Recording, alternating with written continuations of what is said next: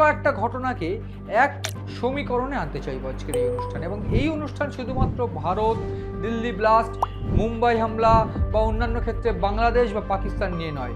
এই total geopolitical যে condition, ঠিক সেই জিওপলিটিক্যাল কন্ডিশন নিয়ে আমরা এই জিওপলিটিক্যাল কন্ডিশন নিয়ে যে আলোচনাগুলো করি আপনারা নিশ্চয়ই দেখেছেন বা আমার দর্শকরা নিশ্চয়ই জানেন যে একেবারে হুবহু তথ্য মিলে যাওয়ার যে ঘটনা, সেই ঘটনাগুলো কিন্তু আমরা তুলে ধরার চেষ্টা করি। ঠিক এই মুহূর্তে দাঁড়িয়ে যে বিষয়টা সামনে আসছে সেটা অত্যন্ত উদ্বেগের, এবং শুধুমাত্র তাই নয়, গোটা ভারত জুড়ে যে উত্তপ্ত একটা পরিস্থিতি হয়ে রয়েছে ঠিক দিল্লি রেড ফোর্ট এলাকার এই বিস্ফোরণকে কেন্দ্র করে, ঠিক সেই আবহে বাংলাদেশে যুদ্ধ শুরুর মতন পরিস্থিতি।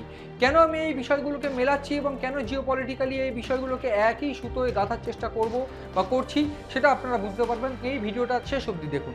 প্রাথমিকভাবে যে বিষয়গুলো উঠে আসছে সাম্প্রতিককালে আমরা দেখেছি, আমরা আলোচনা করেছি, এই আইএসআই এবং জঙ্গি গোষ্ঠীদের একটা শাখা বাংলাদেশের একেবারে ঘাঁটি গেড়েছে এবং ঠিক সেই জায়গা থেকে বিভিন্ন সীমান্তবর্তী এলাকাগুলো থ্রেটের মুখে পড়ে গিয়েছে। ঠিক এই যে থ্রেট, সেই থ্রেট সামলাতে গিয়ে ভারতীয় সেনাবাহিনী বিভিন্ন ক্ষেত্রে নোটাম জারি করেছে, উত্তরে নোটাম, উত্তর পূর্বে নোটাম, এবং বিভিন্ন ক্ষেত্রে পাকিস্তান স্যাক্রিক সীমান্ত এই সমস্ত জায়গায় নোটাম জারি করে একেবারে মহড়া চলছে। পাকিস্তান বাংলাদেশকে বুঝিয়ে দেওয়ার কাজ চলছে যে ভারত একেবারে শক্ত সমর্থ রয়েছে। ঠিক এরই মধ্যে এই যে বিস্ফোরণ, সেইটা একেবারে নাড়িয়ে দিয়েছে গোটা রাজ্য রাজনীতি, গোটা দেশের বিভিন্ন রকম যে সেক্টর বা ডিফেন্স সেক্টরগুলোকে। ঠিক এই বিষয়ে আজকের এই আলোচনা, এবং প্রাথমিকভাবে আমি যেটা বলবো সেইটা অত্যন্ত গুরুত্বপূর্ণ। তার কারণ এইবার কি অপারেশন সিঁদুর করতে চাইছে ভারত, ভারতীয় সেনার তরফ থেকে এই যে আভাস সেটা ভয়াবহ। তার কারণ এই মুহূর্তে দাঁড়িয়ে অপারেশন সিঁদুর বা কোনো রকমভাবে ফের এইরকম একটা অপারেশন হয়, সেক্ষেত্রে কিন্তু কোনো রকমভাবে বাংলাদেশও এই টার্গেট থেকে বাদ যাবে না। এই বিষয়টা কেন আমি বলছি, আমি একেবারে ধাপে ধাপে বোঝানোর চেষ্টা করব। এই যে ব্লাস্ট, দিল্লি যে ব্লাস্ট গাড়ি বিস্ফোরণ, সেই বিস্ফোরণের পর 12 জনের মৃত্যু হয়েছে এবং সেক্ষেত্রে এনআইএ তদন্ত হয়েছে, তদন্ত শুরু হয়েছে, বেশ কয়েকজন চিকিৎসককে গ্রেফতার করা হয়েছে, চিকিৎসক যোগ অবশ্যই গোয়েন্দাদের ভাবাচ্ছে। ঠিক এই অবস্থায় এনআইএ বিভিন্নভাবে তদন্ত করে তুরস্ক এবং বাংলাদেশ যোগ সেইটা কিন্তু পেয়েছে।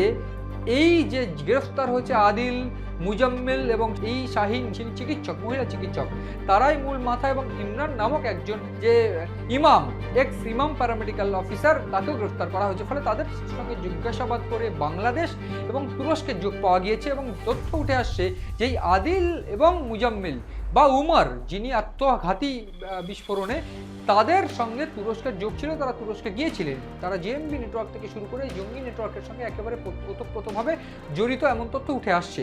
ঠিক এই বিষয়ে বুধবার অর্থাৎ গতকাল মন্ত্রিসভার বৈঠক হয়। কেন্দ্রীয় মন্ত্রিসভার বৈঠকে এই গোটা ঘটনাকে একটা জঙ্গি হামলা হিসাবে বা সন্ত্রাস হামলা হিসাবেই দাগিয়ে দেওয়া হয়েছে বা ধরে নেওয়া হয়েছে। ঠিক এই যে তথ্যভিত্তিক বা এই তথ্য বা গোয়েন্দাদের তথ্যের পর এই যে হামলা, সেই হামলাকে সন্ত্রাসবাদী হামলা আখ্যা দেওয়ার পরেই এই প্রশ্নটা উঠছে, সাম্প্রতিককালে জেনারেল উপেন্দ্র দ্বিবেদী বা রাজনাথ সিং, নরেন্দ্র মোদী, অমিত শাহ, এই উচ্চপদস্থ যারা, তারা একের পর এক হুঁশিয়ারি দিয়ে যাচ্ছিলেন যে যদি ভারতের উপর সন্ত্রাস হামলা হয় ভারত চুপ করে বসে থাকবে না, না মানে একেবারে ভয়ানক অ্যাকশন ভারত কিন্তু নেবে।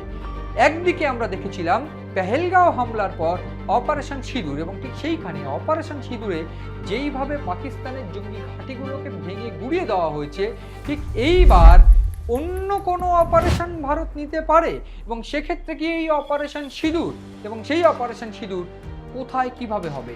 প্রাথমিকভাবে এই অপারেশন সিঁদুর বাংলাদেশকেও কিন্তু ছাড়বে না। তার একটা প্রাথমিক কারণ যে তথ্য উঠে আসছে, এই গোটা হামলার আগে সাইফুল্লাহ কাসোরি বা অন্যান্য ক্ষেত্রে হাফিজ সাইদ বা মাসুদ আজহারের যারা ঘনিষ্ঠ, তারা ঘাঁটি গেড়েছিল বাংলাদেশে, বাংলাদেশের মাটি ব্যবহার করে এই সমস্ত আক্রমণের ছক করা হয়েছে বলে বিস্ফোরক একটা তথ্য উঠে আসছিল সাম্প্রতিক কাল ধরেই বা গোয়েন্দাদের তথ্য মারফত। এবং গোয়েন্দাদের তথ্য মারফত এই যে বিষয়টা উঠে আসছে যে বাংলাদেশের যোগ, সেইখানে আরও ভয়ানক অবস্থা বাংলাদেশের হতে পারে এই যদি অপারেশন ভারত সিঁদুর করে। কেন সে কথাও আমি বলবো। অপারেশন সিঁদুর হওয়ার আগে, অপারেশন সিঁদুর 2 হওয়ার আগে যে জিওপলিটিক্যালি বাংলাদেশের পরিস্থিতি, সেটা তো আমরা দেখতেই পাচ্ছি, এবং ঠিক তার পাশাপাশি অভ্যন্তরীণ রাজনীতিতে যে ভয়ানক পরিস্থিতি বাংলাদেশের, সেইটাও একটু আলোকপাত করতে চাইবো। আমি কেন এই আলোচনাটা এই একই সরলরেখায় গাঁথতে চাইছি বা একই সমীকরণে আনতে চাইছি সেটা বুঝতে পারবেন এইবার।